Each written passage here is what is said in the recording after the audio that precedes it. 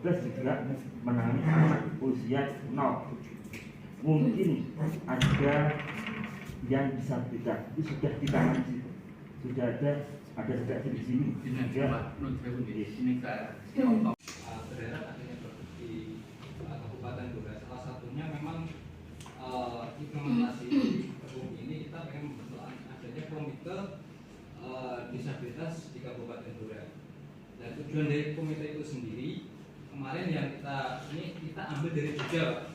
Kebetulan draft ini memang kami ambilkan dari Jogja, dan di situ memang sekarang Jogja itu menjadi contoh atau juga project leader disabilitas di Indonesia. Salah satunya memang kenapa saya berharap kemarin saya mengasih dengan Bu Indah, ini harus dibuat Bu.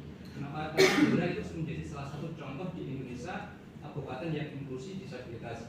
Kemarin ada 3 kabupaten di Indonesia yang menjadi pilot project adanya KND itu Komisi Disabilitas yang Mas Kino tadi itu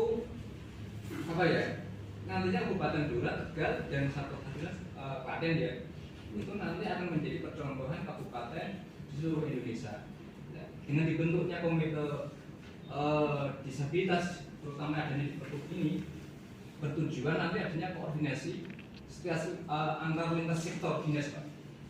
Jadi bukan cuma dinas saja, ada perwakilan dari mungkin dari DPRD atau mungkin dari ormas dalam metode disabilitas. Disitulah nanti kita akan mungkin pemerintah Kabupaten Blora akan mudah dalam arti koordinasi atau mungkin untuk pemenuhan hak atau perlindungan disabilitas di Kabupaten Blora. Nah, komite ini sifatnya independen. Dalam arti independen di sini di dalamnya bisa dari mungkin dinas sosial sebagai leading sektor ya. Nantinya bisa menggandeng beberapa dinas di Kabupaten Blora. Di situ di dalamnya mungkin bisa diketuai dari bisa wakil bupati atau mungkin perlindungan dari. Padahal kita juga punya potensi juga di Blora.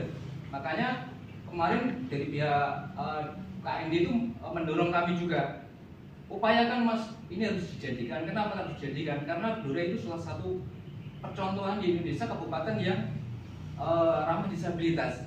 Salah satunya kita kemarin ajak di beberapa tempat memang RAM termasuk dan yang lain-lain.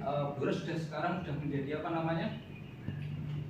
lumayan baik dibanding mungkin di sekitar Kabupaten Blora yang adanya mungkin Rembang, Pati, Kudus, Jepara, dan yang lain-lain. Blora memang termasuk paling baik. Saya tidak melihat untuk tindak lanjut pembentukan dari komite dari perda yang ada. Nah, ini kita carikan solusi. Monggo bagian hukum solusinya boleh nggak kita buat komite perda. Memang kalau melihat ini nggak ada tindak lanjut untuk buat komite, Pak. Ini di perda kita loh. Saya ngomongnya real ini nggak ada. Nah, kita cari jalan tengah. Bisakah kita membuat komite tapi tidak amanah dari perda? Nah, gitu. Monggo bagian hukum. Terima kasih untuk dan perhub yang diajukan. Memang ada beberapa yang kami cermati, ya. Jadi terutama di latar belakang. Kalau tadi disampaikan untuk latar belakang mungkin perlu ada sosialisasi yang pasti. Kalau menurut kami sosialisasi sebenarnya tidak perlu ada komite pun, itu memang kewajiban kita untuk mensosialisasi. Terus terkait latar belakang tadi untuk membentukkan, mungkin disampaikan tadi di Jogja. Jogja itu Sleman ya Pak kalau nggak salah. Iya. Di Sleman itu setelah kami browsing itu sebenarnya di perdanya ada Pak. Jadi kenapa dia ada perhub komite, di perdanya ada. Terus saya browsing lagi di provinsi DIY baru-baru ini ya, kalau nggak 2022 atau akhir 2021 itu disampaikan mereka sedang membentuk perda disabilitas. Di dalamnya itu memuat komite disabilitas. Oleh Kemendagri itu dicoret, Pak. Jadi karena apa? Komite disabilitas itu hanya diamanatkan di ranah nasional. Jadi saya juga ini lihat ini ada Perpres ya, Perpres 68/2020 yang notabene merupakan amanat dari pasal 134 Undang-Undang 8 2016 penyandang disabilitas. Setelah saya browsing, di sini memang dibentuk itu sifatnya independen, bahkan tidak ada unsur dari pemerintahan. Yang kedua, di sini juga ada yang tadi disampaikan ada amanat, tapi di daerah itu tidak ada amanat untuk membentuk Komite Nasional Disabilitas seperti halnya Basnas, Pak.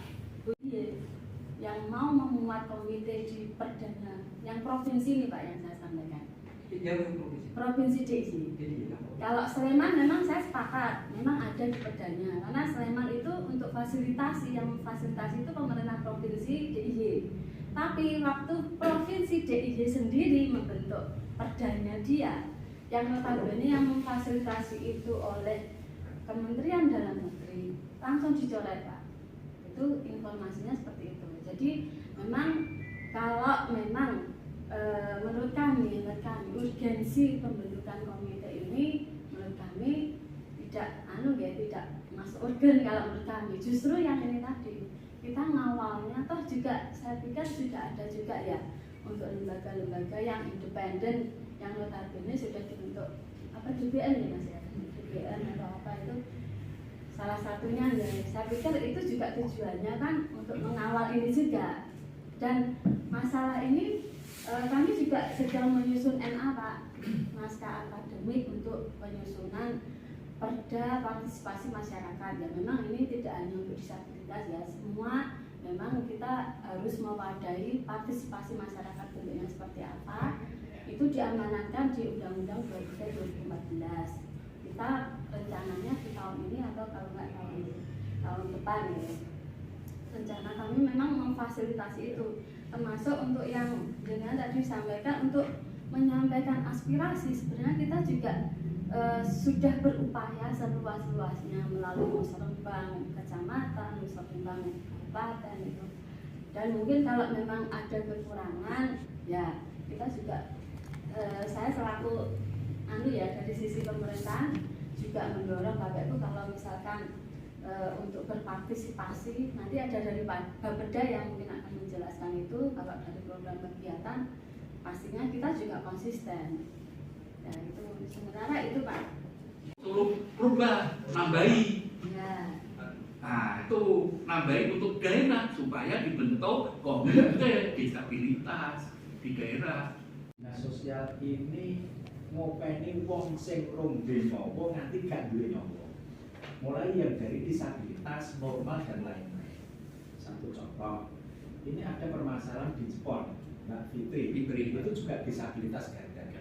Kami yang dari dinas sosial itu ngopeni dene itu kan bermasalah sampai kasus ini dipolisikan. Kami juga pendampingan mulai dari awalu wa akhiru. Jadi mulai colpisan nanti akhir sampai kemarin saya dengan Pak Sekdin itu ke Solo Tiga dengan bagian ini. Kenapa? Karena dimungkinkan anak Mbak Fitri ini adalah incest. Jadi karena ada pembuahan satu darah. Karena ini yang dicekel adalah bapaknya, yang dicekel selama ini. Ya. Nah, kenapa kami sampai ke Solo Tiga? Itu akan menyelamatkan anaknya. Oke. Di opening boe ya disabilitas, orang tuanya juga seperti itu, ditinggal bapaknya yang menjadi tulang punggung.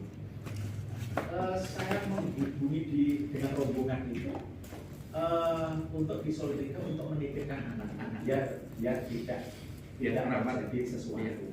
Kita titipkan di sana sampai nanti balita nih Pak ya. Nanti setelah balita nanti dipindah lagi di panti ya di atas 5 tahun. Sampai dari dinas sosial sampai hal-hal yang sekecil itu kita lakukan. Karena apa? Itu menjadi SDM kami.